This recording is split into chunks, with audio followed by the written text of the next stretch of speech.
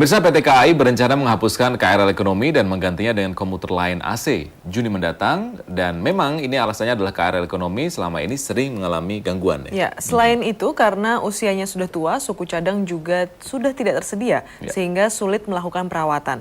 Nah, diharapkan setelah diganti perjalanan kereta api menjadi lebih cepat, aman dan juga nyaman. Bagaimana para pengguna KRL ekonomi menyikapinya?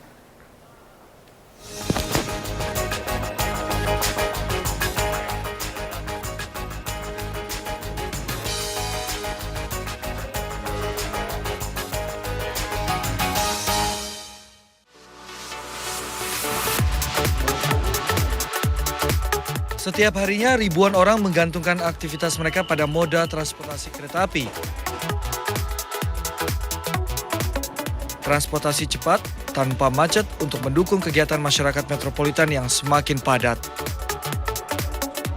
Pilihan pun ada di tangan penumpang, Rp1.500 untuk non-AC dan komuter lain seharga Rp8.000.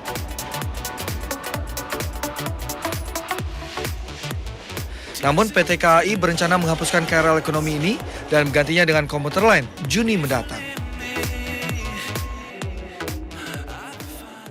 Sudah saatnya kita melayani pengguna kereta api ini dengan baik. Ya. Maka kita mau menerapkan standar pelayanan sesuai dengan ada instruksinya kan, standar pelayanan penumpang. Kereta api itu harus layak jalan, ya. Karena kondisi yang sekarang sudah tidak layak jalan, membahayakan penumpangnya. Yang tidak layak jalan sebenarnya dari data KRL ekonominya itu ya 90% itu sudah nggak layak jalan yang KRL ekonomi non AC. Kereta ini sudah tidak bisa diperbaiki karena untuk memperbaiki kita biasanya menggunakan sistem kanibal karena memang sangat nggak bisa diupayakan lagi. Ya seperti kita kalau punya kendaraan nggak layak jalan ya kita harus berhenti. Rencana ini tentu mengejutkan sebagian pengguna KRL ekonomi. Mumu misalnya. Waduh, nggak kejangkau sama gaji, ongkos. Kayaknya nggak sesuai karena kan saya makannya beda. Makan mengeluarkan sendiri ya, jadinya untuk kalau dirubah ya benar-benar banyak keberatan lah, banyakan untuk ruginya gitu. Sehari-hari ibu 3 anak ini harus 3 kali ganti transportasi dari Rawabuntu menuju kawasan Grogol. Mumu pun harus mengeluarkan biaya Rp15.000 untuk biaya pulang pergi perjalanannya. Bayangkan, jika KRL ekonomi diganti dengan komuter lain yang harganya lebih dari 5 kali lipat. Tidak hanya Mumu, hal sama juga dirasakan sebagian pengguna KRL ekonomi lainnya, termasuk para pedagang. Ya merasakan dong, karena ini kan untuk kalangan menengah ke bawah ya, dengan mungkin gaji kita berangkat pulang. Kalau naik ini juga kita happy karena rumah kita dekat Sudimara, ini dekat Pamulang. Jadi kalau ada KRL ini lebih enak, saya juga lebih cepat, saya naik ini aja. Yang masih listrik seperti ini saya masih pengen dipertahankan gitu. Ya ini kan masih pakai listrik dan lagi pula kompartemennya itu luas gitu. Jadi bisa cukup nyaman lah daripada yang ono-ono itu. Dampaknya juga cukup besar kalau seandainya ekonomi dihapus karena penggunanya cukup banyak, terutama pedagang-pedagang.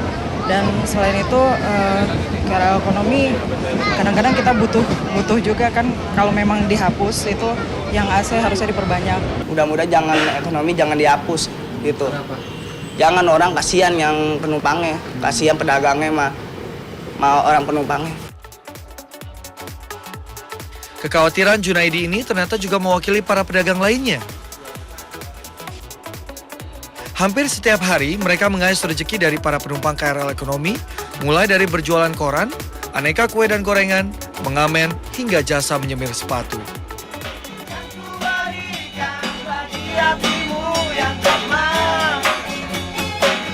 Mereka juga terancam kehilangan penghasilan jika memang aturan penghapusan jadi diberlakukan.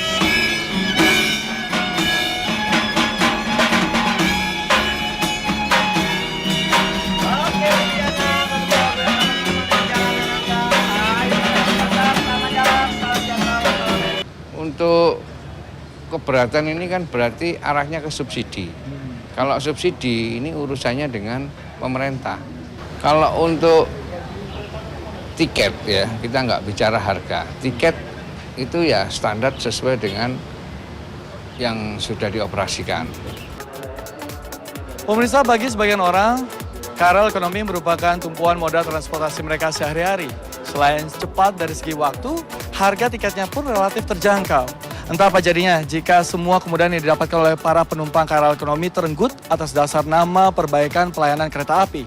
Nah, sudah seharusnya pemerintah dan PT Kereta Api berpikir keras untuk bisa mencarikan solusi yang terbaik dari persoalan yang ada, agar jangan sampai masyarakat yang lagi-lagi menjadi korban. Demikian Kacamata Michael untuk saat ini, kita akan jumpa lagi minggu depan dengan topik berbeda. Jadi, simak terus Kacamata Michael.